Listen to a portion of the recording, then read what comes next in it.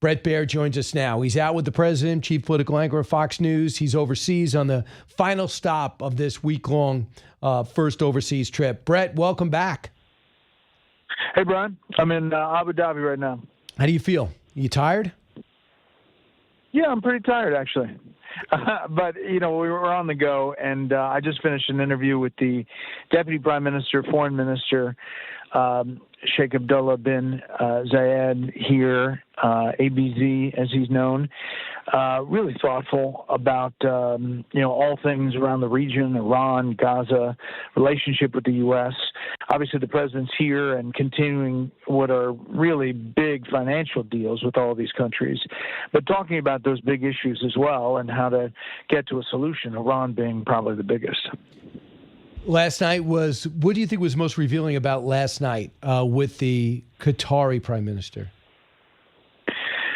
Well, a couple of things. One is they think the reaction to the donation of the plane is overcooked, in the U.S. They think the relationship enables them to have that gift if they want to give it to the United States government. And, it's not a done deal yet, but it seems like it's heading that way. And, they point to, they put billions of dollars into El Udeid Air Base to set the table for the U.S. military to take control and obviously put central command there. And nobody had a problem with any of that. So, that's their look at it. I thought that was interesting. I also thought that, the thought that Iran is going to come to the table with something substantial for dismantling its program and maybe some kind of civilian effort for civilian nuclear power that ties in with Saudi Arabia and UAE and Iran.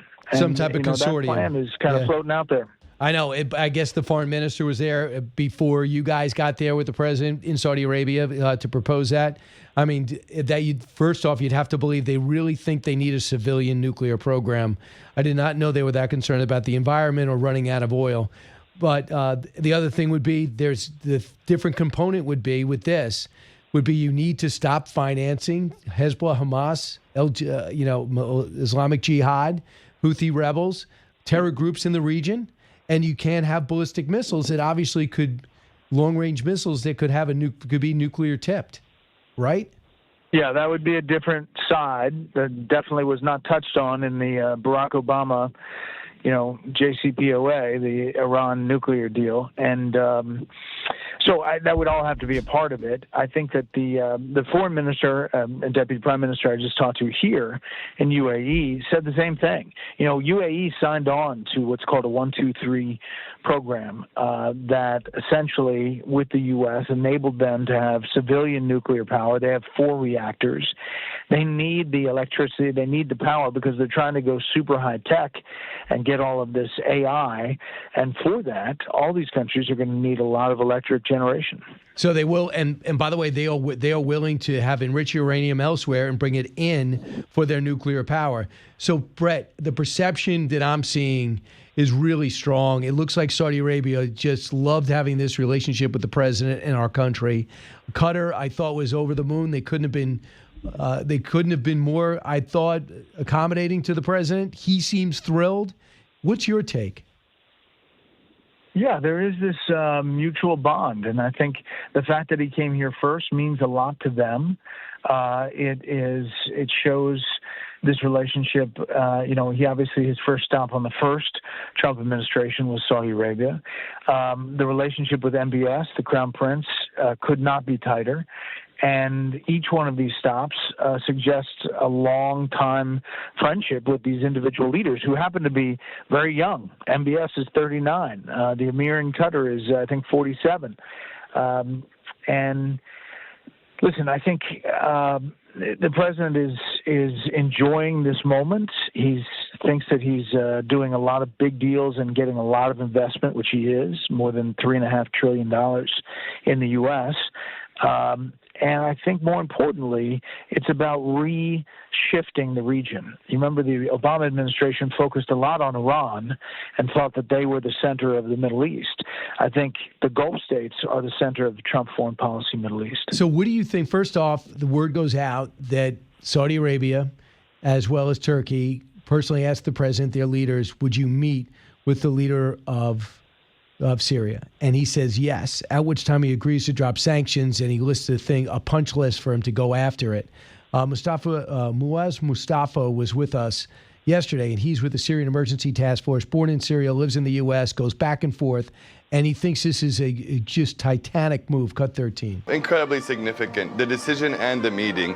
The president of the United States, in his first term and in this term, was the only American president between three different administrations, Obama, Biden, and President Trump, that actually did anything to stop the chemical weapons attacks against the Syrian children, to pass legislation that's like the Caesar Act to hold these war criminals accountable and push back against Iran and Assad and Hezbollah and Russia. And today, what President Trump has done is now kept Syria away from China, Russia, Iran. It is now helping make sure Syria is an ally that will be an important and influential ally of the United States. And the opportunity happens because Russia's distracted with Ukraine, and Hezbollah gets knocked out by Israel after the October 7th attack. They finally had no choice but to go in and finish them off. Then those two opposing forces stop backing aside. He gets overthrown. And now the president, Trump, says it's worth the risk. You have a great sense of the area, Bret. What do you think? Yeah. Well, listen, I think just listening to leaders, right? MBS was really ecstatic that the president made this action about pulling the sanctions and giving Syria a chance. The Amir and Qatar, the same way. You heard the prime minister say this gives them a lifeline to try to come back into the fold. It's interesting that the deputy prime minister and foreign minister here in UAE is a little bit more skeptical. I think trust but verify, kind of the Reagan word, is what he used about Syrian President al-Shara, who, only a year ago was a member of Al-Qaeda in Syria, the al-Nusra Front, trying to get those groups to tie in with ISIS. Has a very sordid history, but is now president of the country and wants a second chance and wants to lead his people to prosperity. So all of these countries have buy-in because they want to see Syria succeed. There's just a healthy dose of skepticism some places that they can hit the marks that President Trump wants. I don't know if you have a sense. You know what networks do, and I don't know if you have a chance to talk to your colleagues on the plane, but they're just focusing on the plane, on should the Donald Trump be getting a $400 million plane that's going to go to the Defense Department back and forth. It's hard. I mean, there is some reports, and I want you to hear what Kelly McEnany told us on Fox and Friends. The people are realizing this is a big deal. I mean, the new approach, the relationships, the money and investments and partnerships in this new AI age is significant. The other channels are choosing almost to not report it. But listen to what Kelly McEnany told us. There's this piece written this morning about all of these Biden administration officials that are watching this with shock and awe. And they said, here's one quote: when his personal instincts, Trump's, coincide with national interests, it's pretty remarkable how quickly he can move. That is a Biden official watching this in awe.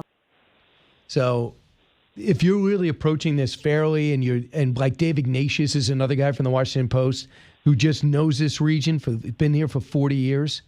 He's saying, why not try this new approach? We're not judging you by how you're running your country. We're looking to do business deals with you.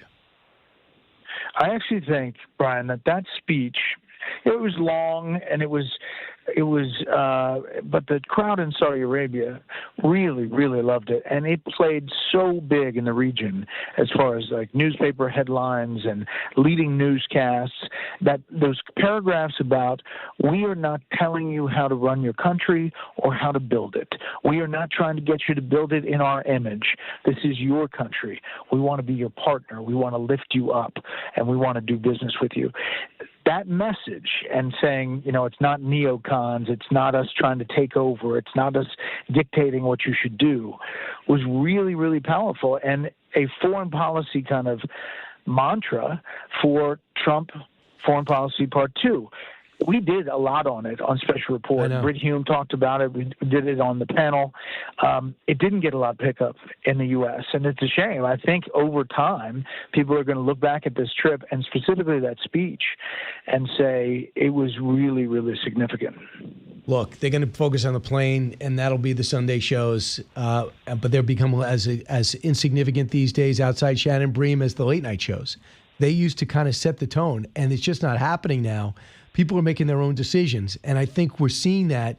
And the last straw, if it wasn't the Russia investigation and the phony cases against Trump, it's now the Joe Biden cover-up. People are just being so disenchanted by what they're when they're being told things that they know are not true. You can't keep doing that to us. Listen, I think they're missing the forest through the trees. I think that what we're talking about here is far more important, big picture at 30,000 feet. I think that the plane is, a moment and a story. It's interesting. There are two sides. Whether it's legal or not, I think is going to be tested. Whether it's seemly or unseemly, I think is, you got a lot of people weighing in. And I think there are questions about the Trump organization doing big deals in all of these countries, on the same time. You've got to cover it all. You have to. And I ask questions to all these leaders about it. But does it overtake the geopolitical paradigm shift that is happening? I don't think so. Do you have the Axios story that said that Steve Witkoff handed an offer to Iran and they were taking under consideration? The White House has pushed back on that, but what about the Iranian deal? What are you hearing? Yeah, I've had a lot of talks about this. There is specific and detailed stuff that's happening, back and forth, and there is hope that the Iranians may go to something that can convince people, including inspectors, that they will dismantle in the effort to get a civilian program. Now, they've said that before, but with other members of the region like Saudi Arabia and UAE being a part of it, I think there's a possibility that there's something regional when it comes to civilian nuclear power. Wow, it's a lot going on. And also have you been able to track it all? The Jake Tapper book, Alex Thompson book out that talks about how he would forget the cabinet members are now staying anonymous, but reporting that he was totally detached in meetings, from mouth agape, looking totally out of it. You hearing these stories? Is that playing overseas?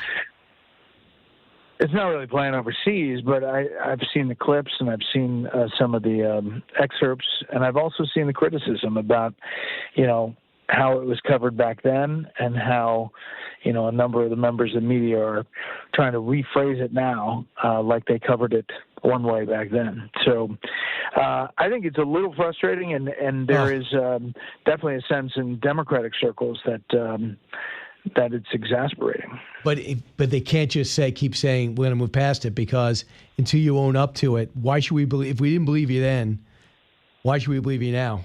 Here's Jake Tapper, cut 24. I think some of the criticism is fair, to be honest, of me. Certainly, I'm not going to speak for anybody else. But knowing then what I know now, I look back at my coverage during the Biden years, and I did cover some of these issues, but not enough. I look back on it with humility. Yeah, but I think that's like, as the analogy I used last half hour, it's like, imagine if Bob Woodward said, Mr. President, President Nixon, were you had anything to do with Watergate? No, I didn't. Okay, fine. I covered it. I mean, you got to be kidding me. He wasn't curious about what was actually happening with no cabinet meetings, no press conferences, all these decisions. You never saw the guy? Yeah. Listen, I appreciate the soundbite you ran, and I appreciate the sentiment. I don't know. It's looking back at that time. I remember what we were doing and getting a lot of criticism for it. And there weren't a lot of people standing up for us. Absolutely. Bret, doing a great job. I mean, I love the walk and talks, showing me the city. So keep that up. I love it. All right, I'll do it for you. If you don't mind. As Brian Kilmeade said, if you could just, and I'll watch Special Report tonight. I'll add that. I hope they don't edit that out, because a lot of times you'll put it in, but people edit it out, you tell me, right? Bret Baier, thanks so much. See you in my Special Report tonight.